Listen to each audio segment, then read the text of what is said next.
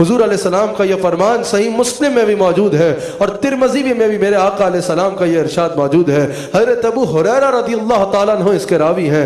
حضور علیہ السلام نے ارشاد فرمایا صدقہ مال میں کمی نہیں لاتا اور معاف کرنے سے اللہ عزت میں اضافہ فرماتا ہے. ناظرین و حاضرین توجہ کیجئے, حضور فرما رہے ہیں معاف کرنے سے اللہ عزت میں اضافہ فرماتا ہے. یہ تو آپ کو یقین ہے نا, عزت دنیا نے نہیں دینی, عزت اللہ نے دینی ہے. اللہ کس کو عزت دیتا ہے؟ جو معاف کرنے والا ہوتا ہے. حضور فرما رہے ہیں معاف کرنے والے کو اللہ عزت دیتا ہے. آئے اگر ہم اپنے حالات پہ نظر ڈالیں, اگر ہمیں کوئی 4 بندوں میں بھی اگر اپنے حال پہ نظر ڈالوں اور آپ بھی ڈالیں, ہم سب کو اصلاح کی ضرورت ہے. اللہ اس مہینے کے صدقے سے ہمیں تقوی عطا فرما دے, ہمیں تقوی عطا فرما دے. اگر ہمیں کوئی 4 بندوں میں گالی نکال کے چلا جائے, ہم کیا سوچتے ہیں کہ چلو معاف کر دیتے ہیں اللہ کی رضا کی خاطر, اس میں عزت ہے. ہم کہتے ہیں نہیں, اس نے مجھے 4 بندوں میں گالی نکالی, اگر میں نے اس کو 8 بندوں میں 4 گالیاں نہ نکالی تو میں تو ذلیل ہو جاؤں گا, مجھے تو ذلیل سمجھیں گے لوگ, مجھے لوگ کہیں گے یہ کیسا ذلیل آدمی ہے,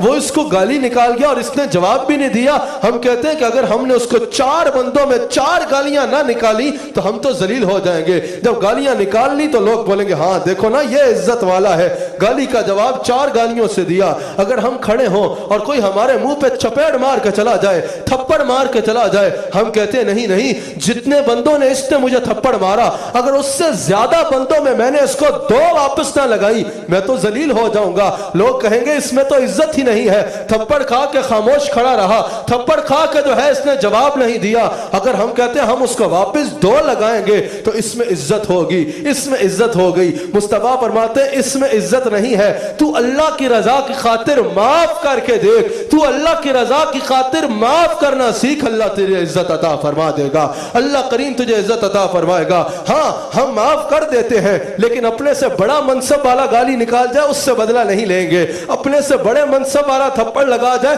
اس سے بدلہ نہیں لیں گے, چھوٹوں کے اوپر روب جمائیں گے. اپنے سے چھوٹے منصب والوں کو معاف کرو, اپنے برابر والوں کو اور چھوٹے منصب والوں کو معاف کرنا سیکھو, اللہ تمہاری عزت میں بلندیاں عطا فرما دے گا, اللہ کریم تمہاری عزت میں بلندیاں عطا فرما دے گا.